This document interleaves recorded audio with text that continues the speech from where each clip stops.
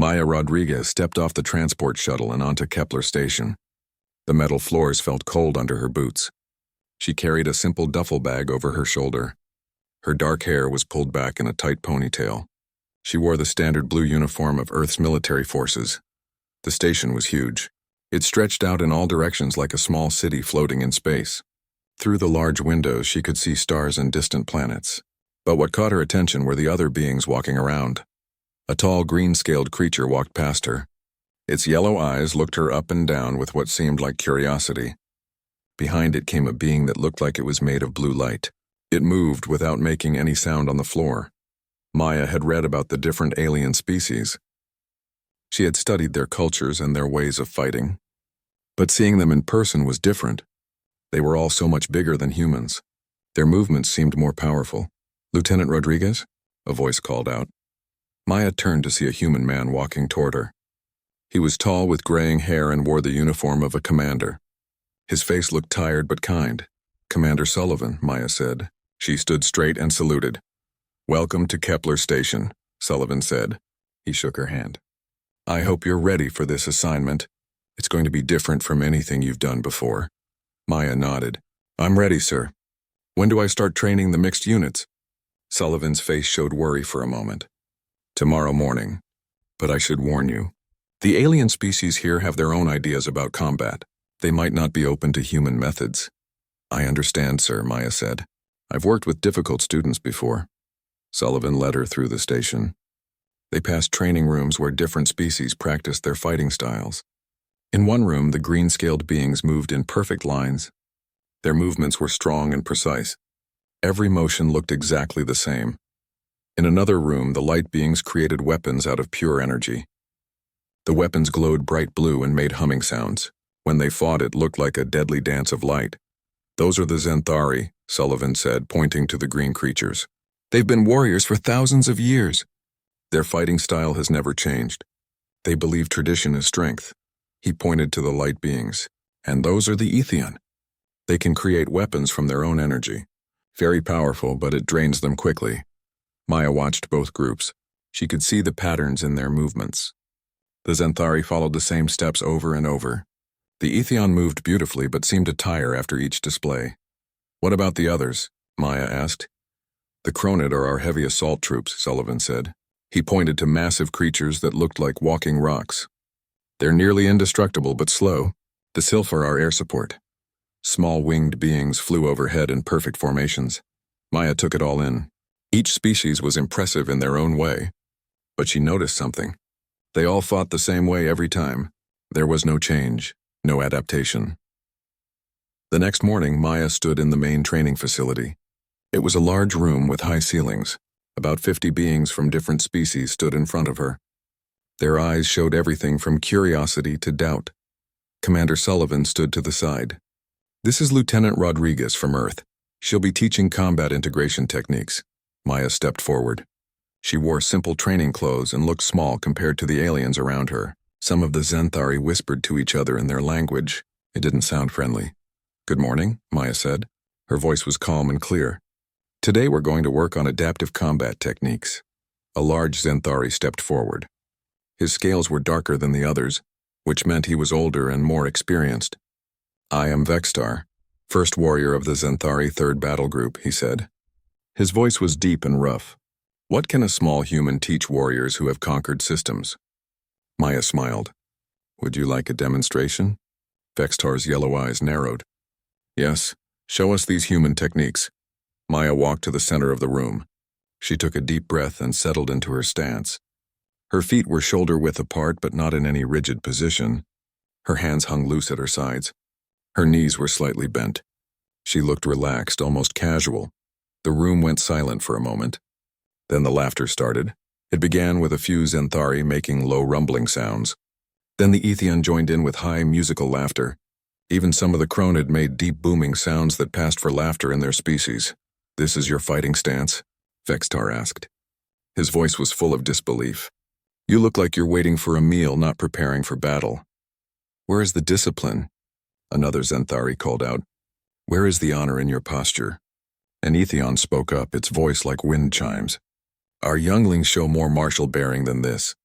Maya didn't move. She stayed in her loose, ready position. Her face showed no anger or embarrassment. She had expected this. "Your species interests me," Vextar said. He walked in a circle around her. "You have no natural weapons. No claws, no armor, no energy projection. You are small and weak. And this is how you prepare to fight?" He gestured at her stance. "Like you're about to take a walk?" More laughter filled the room. Maya could see Commander Sullivan shifting uncomfortably near the wall. She knew he was worried about how this would look to the alien commanders. "Perhaps," Maya said quietly, "you'd like to see what this stance can do." Vextar stopped circling. "You wish to spar with me? A Xanthari warrior?" "If you're willing," Maya said. The laughter got louder. Other aliens began talking excitedly in their own languages. Maya could guess what they were saying. The small human wanted to fight one of the station's best warriors. Vextar looked around the room. He seemed to be enjoying the attention. "Very well," he said.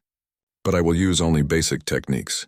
I would not want to seriously injure our human instructor on her first day." He moved to the center of the room and took his fighting stance. His feet were precisely positioned. His hands were held in exact positions that had been practiced for centuries. Every muscle in his body was rigid and ready. He looked like a statue of a perfect warrior. Maya stayed in her loose position. She looked like she might fall over if someone pushed her gently. "Begin when ready," Commander Sullivan called out. Vextar moved forward with a classic Xanthari attack pattern. It was fast and powerful. His right arm came forward in a straight punch that could break bones. Maya shifted slightly to the side. The punch missed her by inches. She didn't counterattack. She just moved back to her relaxed position. Vextar tried again. This time he used a more complex series of strikes. Each one was perfect, just like the ones practiced by Xanthari for thousands of years. Maya moved like water. She bent backward, stepped sideways, and ducked under his attacks. She never seemed to hurry. She just wasn't where the attacks were aimed. After a minute of this, Vextar stopped. He was breathing harder than usual. "Stop running," he said. "Fight back." "I'm not running," Maya said. "I'm fighting." The room had gone quiet. The laughter had stopped. Everyone was watching closely now. Vextar's eyes showed frustration. He had landed no strikes at all. Maya looked like she had barely moved, but she had avoided everything. "Again," Vextar said. This time he attacked with more speed and anger. His movements were still perfect, still following ancient patterns. But Maya continued to slip away from every strike. Finally, Maya moved forward. Her counterattack came from an angle Vextar didn't expect. It wasn't any technique he recognized. Her hand shot out in a simple palm strike that caught him in the center of his chest. Vextar stumbled backward. His perfect stance was broken. He caught himself before falling, but his yellow eyes were wide with surprise. "How?" he asked. Maya returned to her relaxed position. "That's what we'll be learning," she said to the room. "Questions?" The silence stretched on. No one laughed now. The next morning, Maya arrived at the training facility early. She wanted time to think about how to teach beings who had fought the same way for thousands of years. The room was empty and quiet. She practiced her movements in the silence, flowing from one position to another. Commander Sullivan found her there an hour later. "How did you sleep?" he asked. "Fine, sir," Maya said. "I've been thinking about yesterday." Sullivan nodded. "Word has spread through the station. Some of the alien commanders want to observe your training sessions now." "That could be good or bad," Maya said. "Vextar has been asking questions about human fighting styles," Sullivan continued. "He seems confused about what happened yesterday." Maya smiled. "Confusion is the first step to learning." The training session began with more aliens than before. News of the previous day's demonstration had brought curious observers from all species. Maya noticed several high-ranking officers along the walls. Vextar entered with 5 other Xanthari warriors. His scales looked duller than yesterday, which Maya knew meant he was tired or stressed. He approached her directly. "Human Maya," he said. "I have studied recordings of our encounter. Your movements follow no pattern I can identify." "That's correct," Maya said. "But how can you teach without patterns?" Vextar asked. "How can students learn without forms to practice?" Before Maya could answer, a new voice spoke up. "Perhaps the human simply has no real technique to teach." Maya turned to see an Etheon approaching. Unlike the others she had seen, this one's light was golden instead of blue. The color meant high rank among their people. "I am Quindar, battle coordinator of the Etheon 5th Fleet," the being said. Its voice sounded like music played on crystal. "I have come to observe these human methods." "Welcome," Maya said. "Would you like to demonstrate your species' combat style?" Quindar's light grew brighter. Gladly, the Etheon moved to the center of the room. Its form began to shift and flow like liquid light. Suddenly weapons appeared in its hands. A sword of pure energy formed, glowing so brightly that some aliens had to look away. The weapon moved in perfect arcs through the air. Each motion was beautiful and deadly. The energy blade left trails of light that hung in the air for several seconds. When Quindar finished, the room was filled with geometric patterns of light. The display was impressive. Maya could see why the Etheon were feared in battle, but she also noticed something important. The movements, while beautiful, followed clear patterns. Each strike led to the next in predictable ways. "Magnificent," Maya said honestly. "How long does it take to master these forms?" "Our warriors train for 50 of your Earth years before they are considered ready for battle," Quindar said proudly. "And the energy cost?" Maya asked. Quindar's light dimmed slightly. "Each weapon requires significant power. A warrior can maintain combat intensity for perhaps 10 of your minutes before needing rest." Maya nodded. She was beginning to understand why each species fought the way they did. The Zenthari had evolved on a world where tradition and honor mattered more than adaptation. The Etheon came from a place where energy was abundant and beauty was valued. "Now show us your technique," Quindar said. Maya moved to the center of the room. She took her loose stance again. Several aliens made quiet sounds that might have been laughter, but they were more nervous than mocking. "What weapon will you create?" Quindar asked. "I don't need one yet," Maya said. She began to move. Her motions were nothing like what the aliens had seen. She flowed from position to position without following any obvious pattern. Sometimes she moved like she was dancing. Other times she moved like she was swimming through thick water. "What style is this?" Vextar asked. "It's not one style," Maya said while continuing to move. "Watch." Her movements changed. Now she looked like she was boxing, throwing quick punches at invisible opponents. Then she dropped low and her legs swept in wide circles like she was performing some kind of spinning dance. Without stopping, she rose and her hands moved in flowing patterns that looked almost like the Etheon energy work. "You're copying our techniques," Quindar said. The accusation was clear in its musical voice. "No," Maya said. "I'm adapting them." She stopped moving and faced the group. "Every fighting style I just showed you came from Earth. Boxing, capoeira, tai chi, wrestling, and dozens of others. Humans didn't evolve one way to fight. We developed hundreds of ways." A new voice joined the conversation. It was deep and slow like rocks grinding together. One of the Cronid had stepped forward. "These massive beings rarely spoke during training. I am Boulder That Crushes," the Cronid said. "Your movements are interesting, but humans are weak. Physical strength matters most in battle." Maya looked up at the Cronid. It was nearly 3 times her height and probably 50 times her weight. Its stone-like skin could probably stop bullets. "You're absolutely right," Maya said. "Humans are weak compared to most species here." This admission surprised everyone. They had expected her to argue or make excuses. "So we learned to fight differently," Maya continued. "Would you like to see?" Boulder That Crushes made a sound like rocks falling. It was Cronid laughter. "You wish to fight me?" "A demonstration," Maya said. "Just to show different approaches." The massive alien moved to the center of the room. When it took its fighting stance, the floor vibrated under its weight. Its arms were like tree trunks. Its fists were the size of Maya's head. Maya circled around the Cronid slowly. She stayed well out of range of its massive arms. Boulder That Crushes turned to follow her, but the motion was slow and deliberate.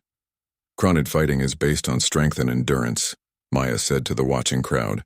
"They can take tremendous damage and deliver devastating attacks. But they have weaknesses too." She moved faster now, staying just outside the Cronid's reach. Boulder That Crushes tried to grab her, but she was always a step ahead. "Speed is one weakness," Maya said. "Flexibility is another." She dropped to the ground and rolled between the Cronid's legs. Boulder That Crushes tried to turn around, but the motion took several seconds. Maya was already behind it. "But the biggest weakness," Maya said, "is predictability." She jumped up and lightly tapped the back of the Cronid's knee. The massive being stumbled slightly. It wasn't hurt, but it was off balance for a moment. "If I had a weapon and this was real combat," Maya said. That would have been a killing blow. Boulder that crushes turned around slowly. Its deep voice rumbled through the room. Interesting. But in real battle, you could not avoid me forever. You're right, Maya agreed. That's why humans don't rely on just one approach. She called Lieutenant Chris Bennett over from where he stood with the other human observers. Chris was a security officer, tall and strong but still much smaller than most of the aliens. Chris learned a different set of human techniques, Maya said. Show them the wrestling approach. Chris nodded and approached the Cronid. Instead of staying away like Maya had, he moved in close. When Boulder that crushes reached for him, Chris grabbed the massive arm and used the Cronid's own momentum to pull it off balance. The Cronid stumbled again, this time more severely. Chris had used technique and leverage instead of strength. Two humans, two completely different approaches, Maya said. Both effective against the same opponent. Quindar's golden light flickered with what might have been confusion. But how do you train for every possibility? How do you prepare for unknown opponents? That's exactly the point, Maya said. We don't prepare for specific opponents. We prepare to adapt to any opponent. Vextar stepped forward. His yellow eyes were focused intently on Maya. This goes against everything we know about warfare. Combat requires discipline, tradition, proven methods. Those things have value, Maya agreed. But they also have limitations. What happens when you face an enemy that doesn't fight the way you expect? The room went quiet. Maya could see the aliens thinking about this question. They had all built their fighting styles around the assumption that enemies would fight in predictable ways. Show us more, Quindar said finally. Maya spent the next hour demonstrating different human fighting styles. She showed them Brazilian Jiu-Jitsu, where smaller fighters could defeat larger ones using leverage and technique. She demonstrated Krav Maga, where the goal was to end fights as quickly as possible using any means necessary. Each style was different. Each one would work better against certain opponents and in certain situations. The watching aliens began to understand that humans didn't fight one way. They fought every way. Your species is chaos, Vextar said finally. But he didn't sound dismissive anymore. He sounded thoughtful. Controlled chaos, Maya corrected. We adapt to whatever works. As the training session ended, Maya noticed something important. The aliens were talking to each other more than before. Xanthari were asking Etheon about their energy techniques. Cronid were discussing mobility with the flying sylph. For the first time in centuries, the different species were curious about each other's methods instead of dismissive, but Maya also sensed tension building. Some of the older warriors looked uncomfortable with these new ideas. Change was never easy, especially for beings who had fought the same way for thousands of years. She wondered how long it would be before that tension came to a head.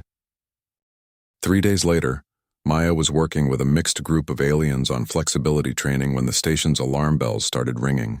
The sound was loud and urgent. Red lights flashed along the walls. Everyone stopped what they were doing. Commander Sullivan's voice came over the communication system. All personnel to battle stations. This is not a drill.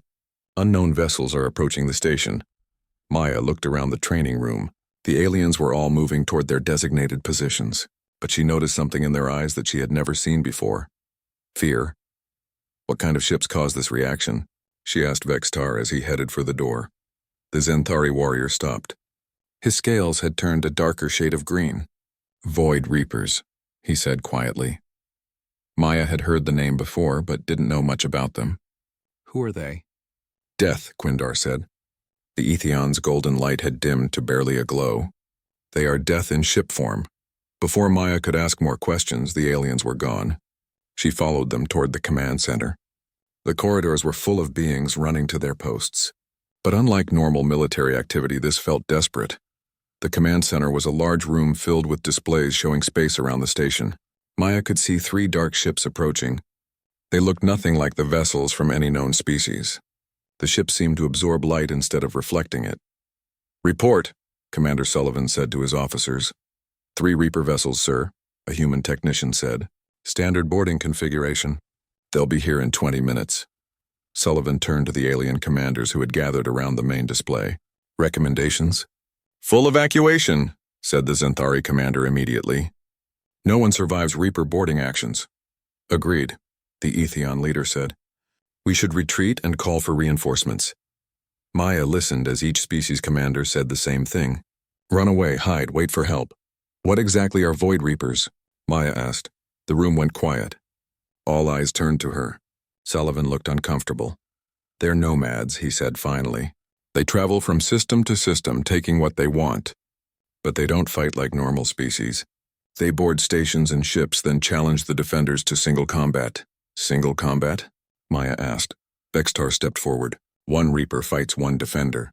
If the defender wins, the Reapers leave. If the Reaper wins, they kill everyone and take the station. How often do defenders win? Maya asked. The silence that followed was her answer. Never, Quindar said softly. No species has ever defeated a Reaper in single combat. They study our fighting styles and learn to counter them perfectly. Maya felt a chill run down her spine. How many species have they fought? All of them, Boulder That Crushes said from the back of the room. The Cronid's voice was even slower than usual. Over 300 different species. They have recorded combat data on every known fighting style in the galaxy. Maya understood now why everyone was so afraid. The Reapers were like a library of every way to fight, with the ability to counter each one perfectly.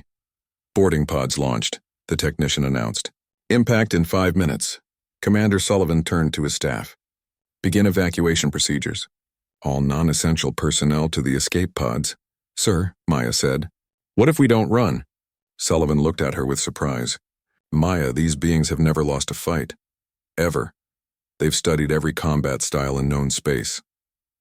But they've never studied human combat styles, Maya said. The room erupted in discussion. Alien voices rose in what sounded like argument or panic. Maya could hear fragments in different languages, but the meaning was clear. They thought she was crazy. Lieutenant Rodriguez, the Zenthari commander, said formally. With respect, humans are a new species to galactic civilization. Your combat methods are untested against serious threats. That's exactly my point, Maya said. They can't counter what they've never seen. Vextar stepped closer to her. Maya, I have seen your techniques. They are impressive against us because they are unusual. But Reapers are different. They are faster, stronger, and more deadly than any of us. How much faster? Maya asked. Twice as fast as Zenthari, Vextar admitted. Stronger? 3 times stronger than Cronid, Boulder That Crushes said reluctantly. Maya nodded. So they're better than any single species. But they still fight using the techniques they've learned from others, right? Yes, Quindar said. They copy and perfect every style they encounter. Then they have the same weakness as everyone else, Maya said. They follow patterns. The impact of the boarding pods hitting the station shook the entire command center. Emergency lights flickered. Maya could hear the sound of metal being cut through. They're inside, Sullivan said. Evacuation now. Most of the personnel began moving toward the escape routes. But Maya noticed that the alien warriors weren't leaving. Vextar, Quindar, and Boulder That Crushes remained in the command center. Where are you going? Maya asked them. Someone must delay them, Vextar said. Someone must buy time for others to escape. You're going to fight them? Maya asked. We will try, Quindar said. It is our duty. Maya watched the displays as the evacuation proceeded, but she also watched the security feeds from inside the station. 3 black figures were moving through the corridors. They wore armor that seemed to absorb light like their ships. Their faces were hidden behind masks that showed no features. The first Reaper encountered a group of Zenthari warriors in Corridor 7. Maya watched as 5 trained fighters took perfect defensive positions. Their formation was textbook perfect. Their weapons were ready. Their coordination was flawless. The Reaper studied them for a moment. Then it moved. Maya had never seen anything so fast. The Reaper flowed between the Zenthari warriors like water. It used techniques that looked exactly like Zenthari fighting styles, but performed them with impossible speed and precision.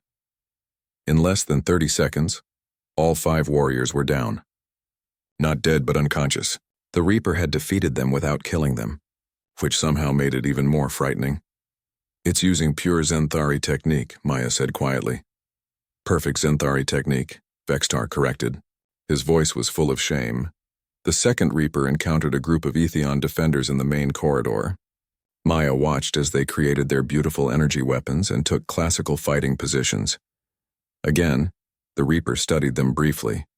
Then it created its own energy weapons. But these were different. They were brighter and more complex than anything the Etheon had made. The fight was longer than the first one, but the result was the same. The Reaper used Ethian techniques that were more perfect than any Ethian could perform. The defenders fell one by one. It's learned from fighting hundreds of Ethian, Quindar said. Its light was almost completely dim now. The third Reaper met Boulder That Crushes and two other Cronid in the central hub. Maya expected this fight to last longer. The Cronid were incredibly tough and their strength was legendary. But the Reaper used Cronid techniques combined with speed that no real Cronid possessed. It struck with the force of a Cronid but moved like an Ethian. The fight was over in minutes. They don't just copy, Maya realized. They improve on everything they learn. The three Reapers regrouped in the main corridor. Maya could see them through multiple security cameras as they moved toward the command center. They walked calmly like they were taking a peaceful stroll. How long until evacuation is complete? Maya asked. 12 minutes, Sullivan said. Maya looked at the displays. The Reapers would reach them in 5 minutes. Sir, she said. I volunteer to buy more time. Maya, no, Sullivan said immediately. Lieutenant Rodriguez, Vextar said. These beings have defeated the finest warriors of every species. What can one human do that we cannot? Maya looked around the room at all the faces watching her. Some showed fear. Others showed resignation. None showed hope. I can do something they've never seen before, she said simply. She turned and walked toward the door. Behind her, she heard Sullivan calling her name.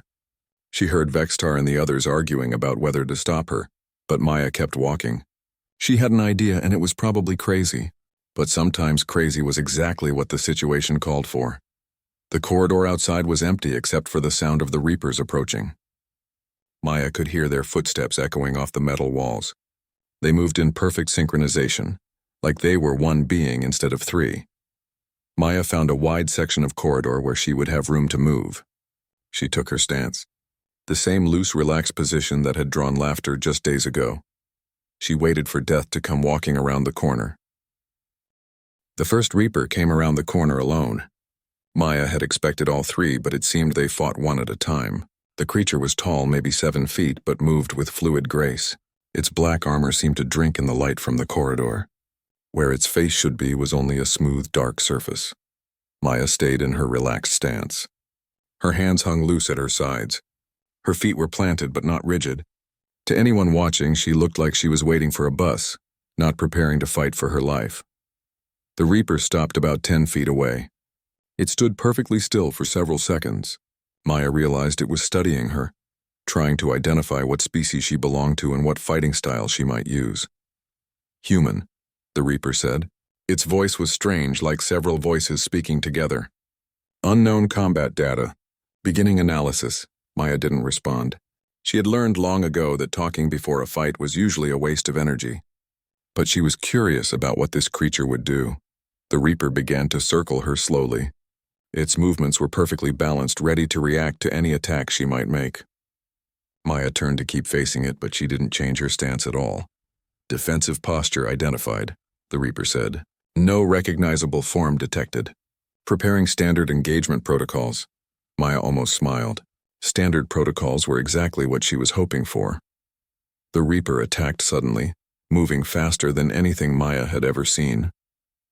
It used what looked like a perfect Zenthari striking technique, but performed at impossible speed. The strike came straight at Maya's head with enough force to crush bone. Maya tilted her head slightly to the right. The Reaper's hand passed through the space where her head had been a split second before. She didn't block or counterattack. She just wasn't there anymore.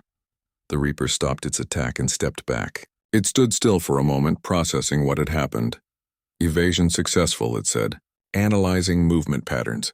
Maya had moved back to her original position. She looked exactly the same as before, loose and relaxed. But now she was learning about her opponent. The Reaper was incredibly fast, but it attacked in straight lines. Its techniques were perfect examples of known fighting styles, but they followed predictable patterns. The Reaper attacked again, this time using Ethion-style energy projection. Beams of light shot from its hands toward Maya's chest and legs simultaneously. The attack was designed to be impossible to dodge. Maya dropped into a crouch and rolled to the side. The energy beams passed over her head and struck the wall behind her, leaving scorch marks in the metal. As she came out of the roll, she was already moving in a new direction. The Reaper tracked her movement and fired again. But Maya was already somewhere else, flowing from one position to another like water. Multiple evasions successful, the Reaper said. Its voice showed no frustration, only cold analysis. Subject demonstrates high mobility. Adjusting tactics. This time the Reaper used Cronid-style attacks. It moved forward with devastating punches that could crack stone. Each strike was perfectly placed to cut off Maya's escape routes. The creature was trying to trap her in a corner where she couldn't run. But Maya didn't run in straight lines. She moved like she was dancing, spinning under one punch and stepping inside another. She used the Reaper's own momentum against it, staying close to its body where its long reach became a disadvantage. For the first time, Maya went on the attack. She struck at the Reaper's knee with a simple kick. The creature blocked it easily, but Maya's foot was already gone and her elbow was coming up toward its ribs. The Reaper twisted to avoid the elbow strike, but Maya's other hand was already moving in a different direction. She landed a light palm strike on the creature's chest, not hard enough to do damage, but enough to push it slightly off balance. Counterattack initiated, the Reaper said. Combat style unknown. Expanding analysis parameters. Maya could see that the creature was trying to understand her fighting method. But there was no method to understand. She was mixing techniques from boxing, capoeira, judo, and street fighting all in the same sequence. No school on Earth taught what she was doing because she was making it up as she went. The Reaper's next attack was more complex. It combined techniques from all the species it had fought, creating combinations that no single species could perform. It was like fighting a library of every martial art in the galaxy. Maya responded by becoming even more unpredictable. She threw a boxing combination that turned into a capoeira spin, that ended with a wrestling takedown attempt. When that didn't work, she switched to something that looked like dance mixed with gymnastics. The fight moved up and down the corridor. Maya used the walls, the ceiling, and even the floor panels as part of her attack. She grabbed a loose piece of metal and used it like a club for 3 strikes before throwing it away and switching to bare hands again. Analysis failing, the Reaper said. For the first time, its voice showed something that might have been confusion. Combat patterns inconsistent. Unable to predict next movement, Maya could feel the creature's frustration growing. It had been programmed to learn and counter any fighting style. But Maya wasn't using a fighting style. She was using pieces of dozens of different styles, switching between them randomly and combining them in ways that had never been tried before. The Reaper tried to adapt. It began copying Maya's movements, attempting to mirror her unpredictability. But that was like trying to copy randomness itself. Every time it thought it understood what she was doing, she did something completely different. Maya landed more hits now. Not enough to seriously damage the armored creature, but enough to keep it off balance. She struck with her hands, elbows, knees, and feet. She used throws and trips and pushes. She attacked from every angle and distance. Warning, the Reaper said. Combat effectiveness decreasing. Requesting support. Maya heard footsteps coming from both directions. The other 2 Reapers were coming to help. She had maybe 30 seconds before this became a 3-on-1 fight, but 30 seconds was enough time to try something desperate. Maya stopped attacking and returned to her loose, relaxed stance. The Reaper, confused by this sudden change, also stopped moving. Why do you stop? The Reaper asked. Because I want to show you something, Maya said. She began to move, but not like she had been fighting. Instead, she flowed through a sequence of movements that looked almost like a dance. It was beautiful and strange, like nothing the Reaper had ever seen. The creature watched, trying to analyze this new pattern. But as it watched, Maya gradually increased the speed of her movements. What had looked like a dance began to look like a fighting form, but it was unlike any fighting form that had ever existed. Maya was combining elements from every human martial art she had ever learned. But more than that, she was adding movements inspired by the alien fighting styles she had observed. She took the flowing energy work of the Etheon, the solid grounding of the Zinthari, the raw power of the Cronid, and the aerial grace of the Sylph. She was creating a new fighting style right in front of the Reaper's sensors. And because she was creating it in real time, there was no way for the creature to learn it or counter it. Unknown combat form detected, the Reaper said. Analysis impossible. Pattern changes continuously. Maya's new fighting style reached its peak just as the other 2 Reapers arrived. She was moving like a living tornado, striking from every direction at once. Her movements were so fast and unpredictable that the first Reaper couldn't track them all. She landed a perfect combination of strikes that sent the creature staggering backward. For the first time since the fight began, the Reaper looked truly off balance. But now Maya faced all three Reapers at once. They stood in a triangle around her, cutting off all escape routes. Their dark forms seemed to absorb the light from the corridor. 3 targets acquired, they said in unison, initiating coordinated assault protocols. Maya took her stance one more time. She was tired, but she wasn't finished. She had learned something important in the last few minutes.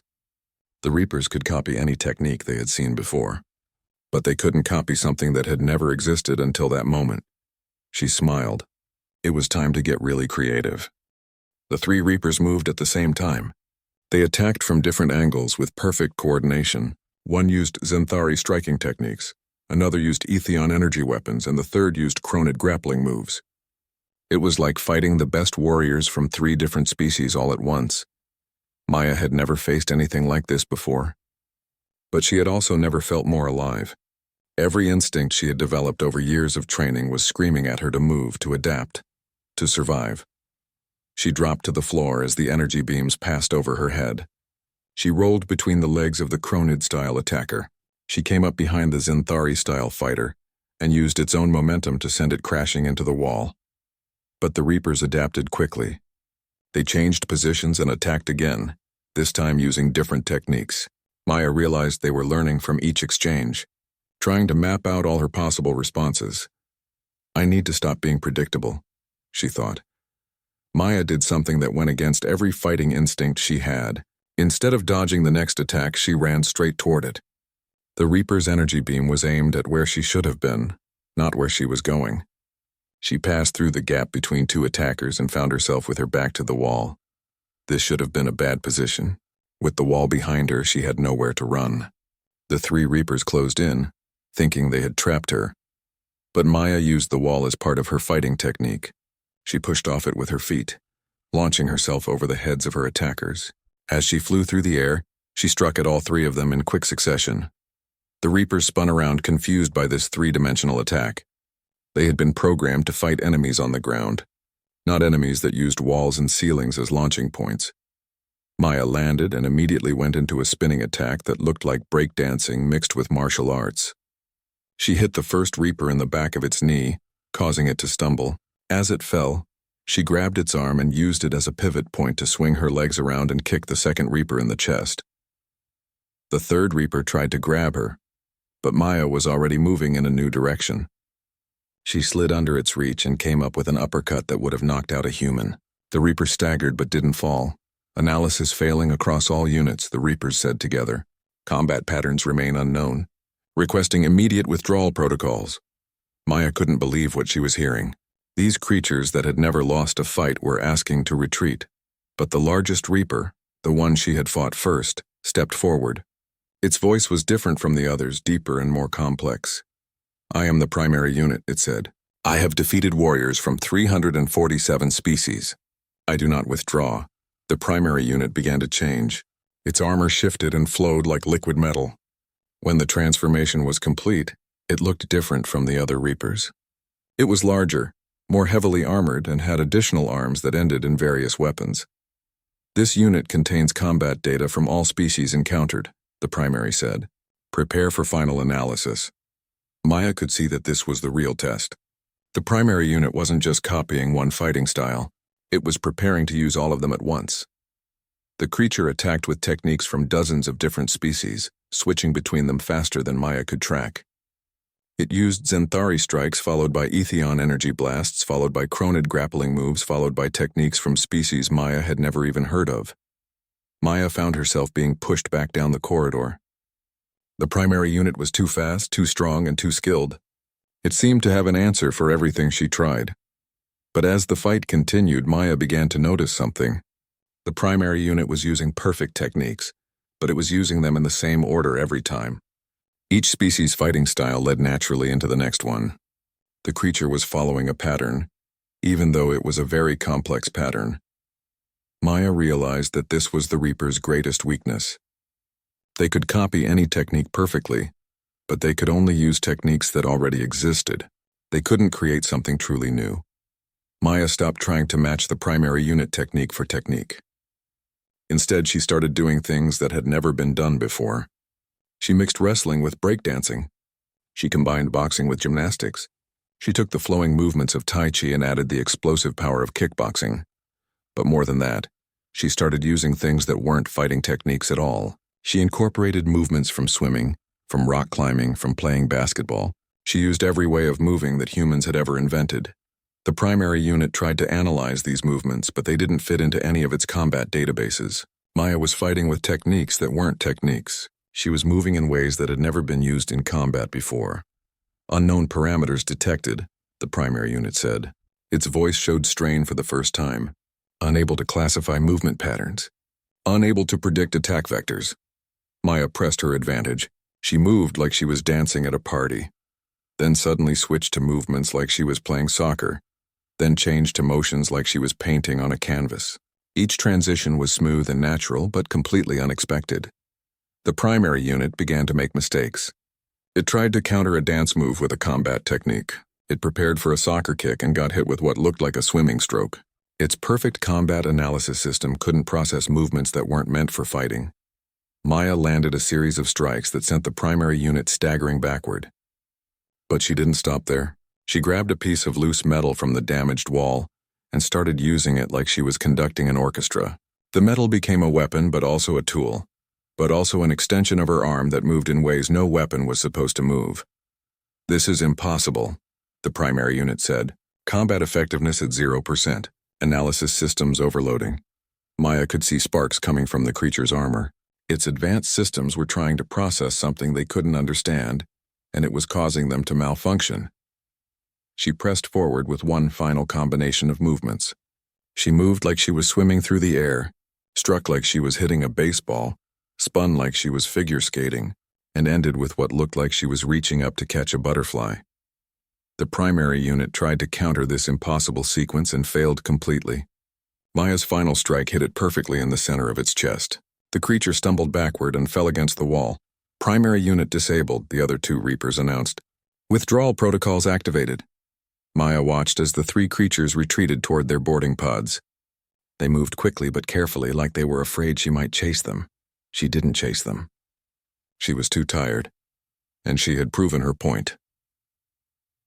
As the Reapers' ships departed, Maya heard footsteps running toward her from both directions.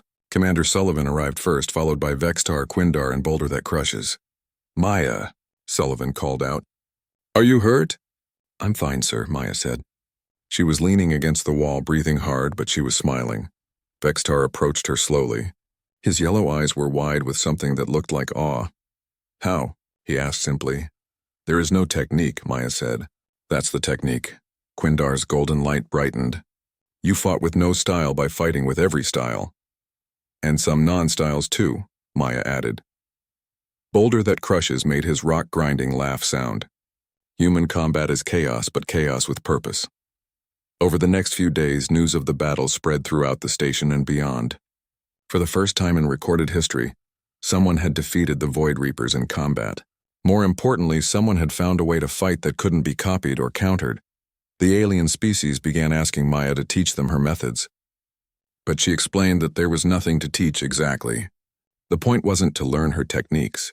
The point was to learn how to create new techniques on the spot. "Adaptability can't be programmed," she told a gathering of alien commanders. "It has to be practiced. You have to be willing to look foolish, to try things that might not work, to break your own rules." Vextar was the first to volunteer for this new kind of training. "I have followed the same combat forms for 30 years, he said. "Perhaps it is time to learn something new." Soon other aliens joined the program.